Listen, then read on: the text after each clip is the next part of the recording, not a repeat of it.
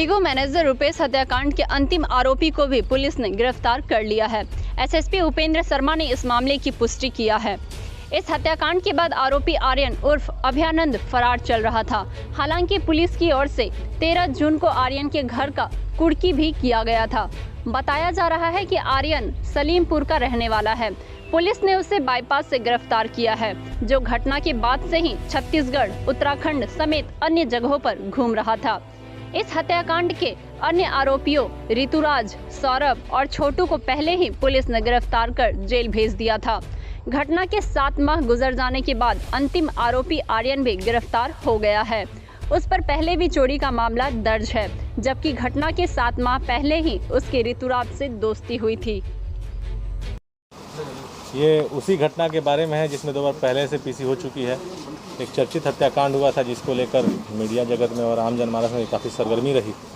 Day one से इस case को हम लोगों ने चैलेंज के हिसाब से लिया था। आज इस केस पे हम लोग पूरी तरह से पूर्णविराम लगा रहे हैं। अंतिम अभियुक्त जो था उसको भी हम लोगों ने गिरफ्तार कर लिया है। चारों लोग जो उस हत्या को अंजाम दिए थे, जिसमें कि इंडिगो मैनेजर रुपेश की हत्या हुई थी, वो चारों लोग अब सलाखों के पीछे हैं। हम लोगों ने 3 लोगों के ऊपर पहले चार्जशीट कर दिया है और एफएसएल से वेपन का मिलान भी हो गया है। आप लोगों को हम लोगों ने पिछली पीसी में बताया था। जो अंतिम अभियुक्त था आर्यन उर्फ अभयानंद, उसकी कुर्की भी हम लोगों ने पिछले दिनों कर दी थी, पिछले महीने 13 जून को, और ये फिर भी फरार चल रहा था। अब जेल जाएगा और इस केस को हम लोग चार्जशीट कर देंगे और स्पीड ट्रायल में ये केस जाएगा। इसमें बहुत क्वालिटी एविडेंसेस हम लोगों ने डायरी में लाए हैं। 12 जनवरी को घटना घटी थी और संयोग से आज 12 जुलाई है। 7 महीनों का वक्त लगा, लेकिन इस अनुसंधान से मैं पूरी तरह से संतुष्ट हूँ और अपने टीम को मैं आपके माध्यम से बहुत बहुत बधाई देता हूँ कि इसमें बहुत मशक्क़त लगी, बहुत कठिन परिश्रम लगा। एक टोटल ब्लाइंड केस था और with evidence, without any suspicion अब हम लोग इस केस का पटाक्षेप कर रहे हैं और ये केस अब चार्जशीट होकर कोर्ट में जाएगा। ये बाईपास से पकड़ा गया, बाईपास रोड से पकड़ा गया है। सूचना मिली थी, अपने घर तो नहीं, अपनी बहन से मिलने आ रहा था, तो हम लोगों ने कल शाम में इसको उठाया। इतने दिनों तक कहाँ था? इसमें आप लोग जब इस घटनाक्रम को देखिएगा 7 महीने के, तो घटना के बाद जैसा कि आप लोगों को पहली पीसी में बताया गया था, ये लोग सभी गतिविधियों को मॉनिटर कर रहे थे और पेपर्स पढ़ रहे थे। ऋतुराज सबसे पहले हम लोग का ब्रेक थ्रू था।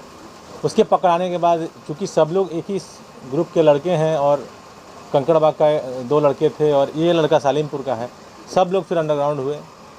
उन लोगों के जानकारी से बहुत बड़ा अपराध हो गया था ये उनसे, जो पेपर पढ़ के उन लोगों को लगा था, क्योंकि टारगेट के बारे में वो लोग बहुत ज़्यादा अनभिज्ञ थे शुरू में कि वो इतना बड़ा व्यक्ति है, हस्ती है।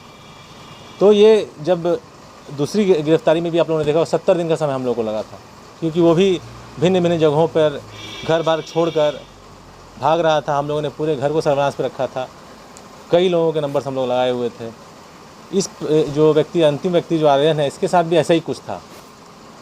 छोटू जिसने सरेंडर किया, छोटू के सरेंडर के बाद हम लोग एक्सपेक्ट कर रहे थे कि ये भी शायद सरेंडर कर जाएगा, लेकिन जब हम लोगों ने इसका सर्विलांस शुरू किया, इसे घर के आसपास फील्डिंग शुरू की, वारंट भी हम लोगों ने निकाला ताकि अब ये मैसेज क्लियर हो जाए कि ये पुलिस कार्रवाई करेगी ही करेगी, लेकिन अंततः हम लोगों को कुर्की करना पड़ा।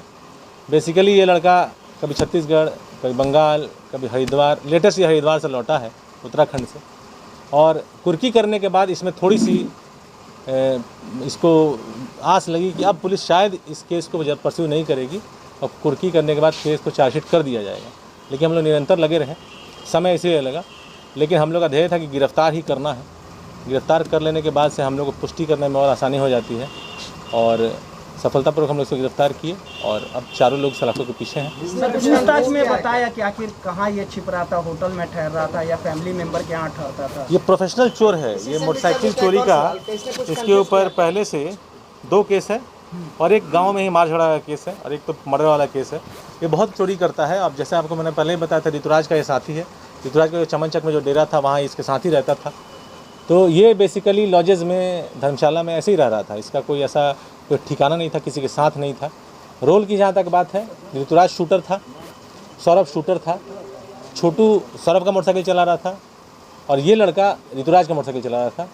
अपाची मोटरसाइकिल जो चलाने वाला व्यक्ति है वो आर्यन है पल्सर मोटरसाइकिल छोटू द्वारा चलाया जा रहा है। कन्फेशनल तो ओवरऑल अगर आप देखिएगा तो दोनों मोटरसाइकिल बरामद है, उसके नंबर प्लेट्स बरामद हैं, उपयुक्त हथियार बरामद है जिसका एफएसएल से मिलान हो चुका है।